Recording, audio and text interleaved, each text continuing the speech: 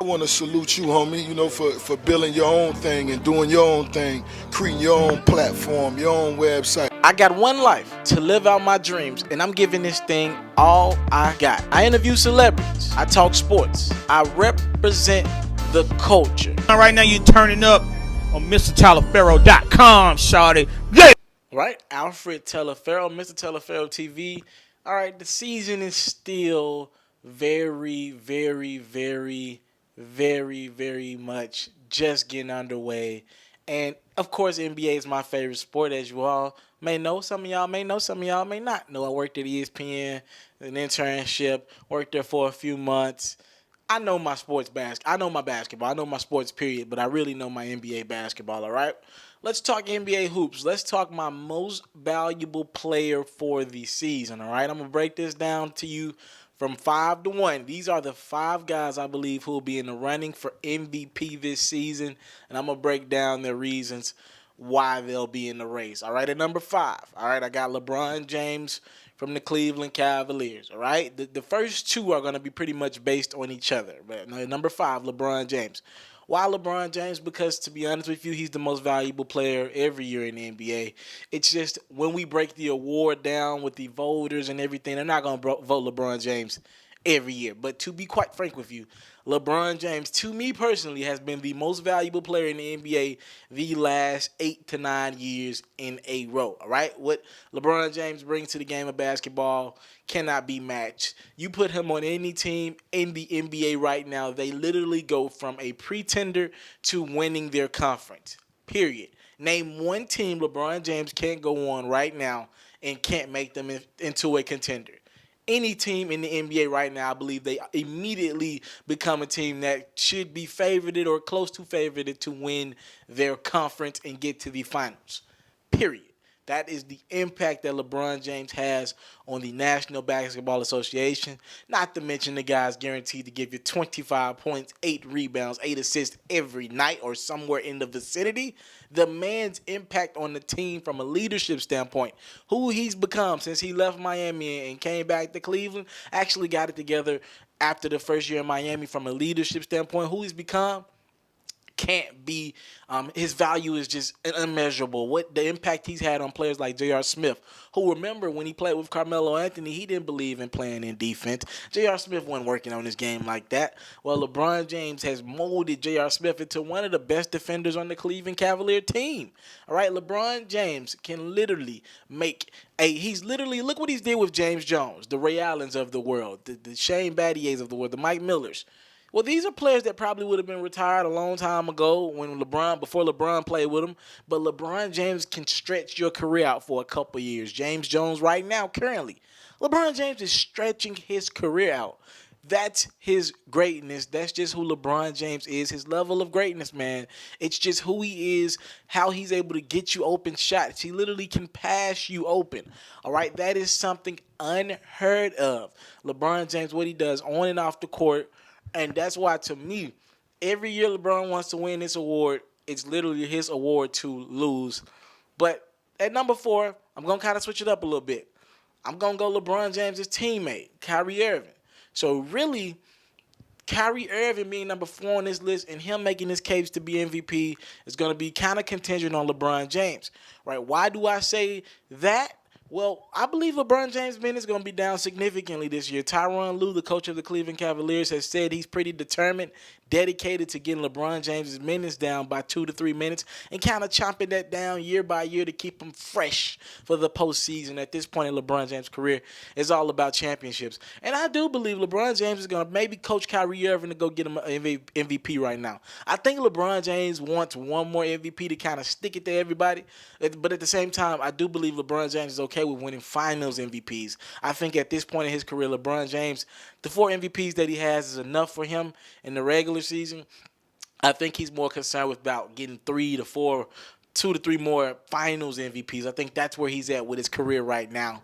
I think that's more important to LeBron James. I actually think LeBron James is going to try to push Kyrie over the edge this year and try to let Kyrie Irving go after his first MVP. Let Kyrie Irving be the ball dominator a little bit more this season.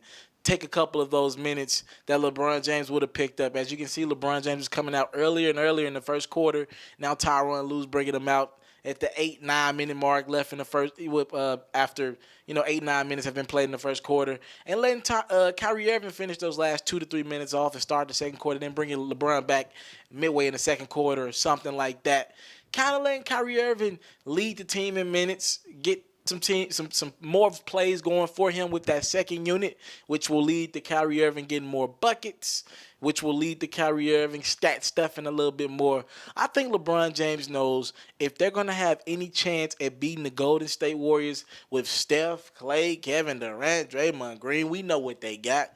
He's going to have Kyrie on the top of his game. I really do believe that LeBron James likes his chances with a great LeBron and a great Kyrie going against Golden State, or hell, for any matter, anybody. I really do believe LeBron likes his chances regardless. Hell, they just literally single-handedly, for the most part, beat the Golden State Warriors in the finals from games 5 through 7 last year. So I do believe LeBron James likes his chances, and I think he might just push Kyrie Irving to go after this MVP in the regular season to try to gain that momentum going for the postseason. And Kyrie Irving, man, he's going to have a lot of good stats, man. He's going to have some good stats. Maybe if he can average, 25 points a game, maybe 5 to 7 assists a game, something like that, lead the team in scoring, maybe get close to LeBron James in assists. I think he's going to have a decent case, especially if his defense, maybe a couple steals a game. Kyrie Irving's going to have a pretty good case, so he's my number 4 guy. At number 3, we're going to take it down to Texas. Houston Rockets.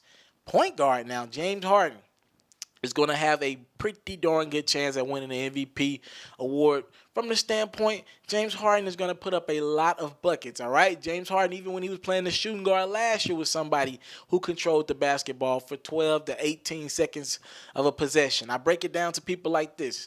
It takes somebody 5 or 6 seconds to get the ball past half court on average in the NBA, all right? So we break it down to about 18 seconds before you even get into your offense. James Harden's going to hold the ball for about 12 seconds of that. So you get down to about 5 or 6, and you're literally looking for either James Harden to make a last-minute play, or you're looking for James Harden to pass it off to somebody and have them shoot a shot at the end of the shot clock, which generally speaking ends up in a miss. But this year, with James Harden bringing the ball up court, he's getting it up in maybe 3 to 4 seconds. With the tempo with Coach Mike D'Antoni now in place, they're getting the ball up in 3 to 4 seconds. They're starting their plays off in 20 seconds left on the shot clock. And James Harden is getting to work and running the offense a lot quicker than they were last season and years before that. I think James Harden is very fond of Ryan Anderson on the court. Eric Gordon, James Harden looking around like, whoa, I got weapons now. If we can keep these weapons healthy, Ryan Anderson and Eric Gordon are two people who've been injured a lot in the past. I think I can make some shake here, all right? Just watching James Harden play the Los Angeles Lakers, man, I seen some passes that I wasn't accustomed to seeing James Harden making a pass. I actually like James Harden at point guard. I'll put it to you like this. With the point guards that they have on their team, I like James Harden at point. And I think he's going to average a lot of points, a lot of turnovers, and a lot of assists. All right, so you're going to get the good, the bad, and the ugly. I think he's going to average a lot of points on a lot of shots. I think he's going to get you a lot of assists. But at the same time, while he's dishing it, he's going to have a lot of turnovers because James Harden turns the ball over a lot. But with that being said, I think the Western Conference took a step backwards because OKC is not as dominant as years in the past. So I can see Houston competing for a 4 or 5 seed with the Thunder and with the Trail Blazers. So I can see James Harden maybe going out and competing, getting Houston into a 4 seed. And if he does, I think he should be in that race for an MVP award. That's just my take on that, all right? Good luck to James Harden. All right. What I think about James Harden is going to make more sense when I announce the number 2 and number 1 guy on this list. And number 2, right, one of my favorite players in the NBA right now. Really, the next 2 guys are 2 of my favorite players in the NBA now. But let's start at number 2, Damian Lillard, all right? I've been on record of saying I really like this Portland Trail Blazers team. I was very excited in the offseason when they matched the Brooklyn Nets offer to Allen Crabbe and brought Allen Crabbe back along. I really like that kid's game. I think he's going to be special. Like Allen Crabbe, I'm a big Damian Lillard and CJ McCollum fans. I really thought they had something going last year. I just think they need a year or 2 more of experience. They really pushed Was that Golden State to their limits last year in the postseason? I like Damian Lillard, man. I really do. He is heartless. He doesn't care about who he's going against, what's been wrote in the papers about him, or what's been said on television. When he's on that court, he wants to be the guy, and he wants to go at the guy. Damian Lillard, like the first number one guy on the list that I'm going to explain in a second, these guys stay loyal to their teams, even when their teams haven't been the most loyal they could be to them. Damian Lillard signed an extension with Portland after losing LaMarcus Aldridge, and the man plays with a chip on his shoulder, all right? Been snubbed from the All-Star team the last few years, and Dame is going to look to make an impact in this league, a big one. This should be his superstar coming out party for those who don't know about Damian Lillard as is. He can shoot the three just as good as anybody outside of Steph Curry at the point guard position. He can pass. He can rack. His rack game, I'll put his rack game right behind Russell Westbrook in the National Basketball Association at that point guard position. Russell's a little bit more explosive, but when Damian Lillard gets to the rim, he's a lot of acrobatic layups. All right, I like C.J. McCollum. He makes Damian Lillard look good. He can shoot the ball. That's important about the components you have around him. C.J. McCollum is going to average 18, 19, 20 points. Damian, with that, can still average 26, 27, maybe 6, 7 assists. And his turnovers got to be down a little bit. And maybe if he can give me about 4 rebounds and Portland can get that number 4 seed, 3 seed out west, I like their chances. I think the MVP of the NBA, if it's going to come out of the Western Conference, comes with the team that makes it to the number 3 seed, all right?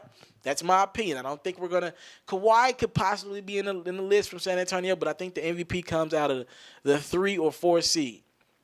All right, and number 1 on my MVP race, I'm going to take it to Oklahoma City. I'm going to go Russell Westbrook. All right, all 3 of these guys, Russell Westbrook, Damian Lillard, and James Harden, respectively 1, 2, and 3 on my list, all are playing with chips on their shoulders for whatever reason.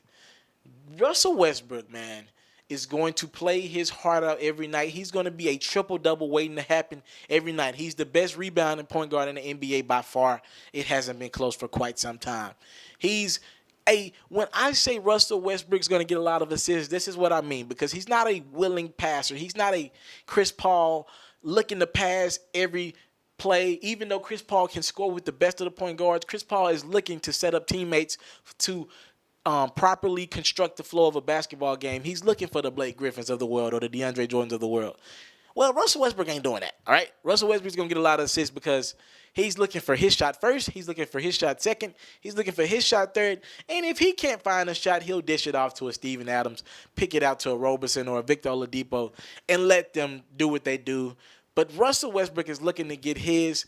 When Russell Westbrook figures out that he has to be a more willing passer and just gain trust in his teammates is the only way they're going to go far, that's when I believe Russell Westbrook gets over the hump and his teams gets more wins.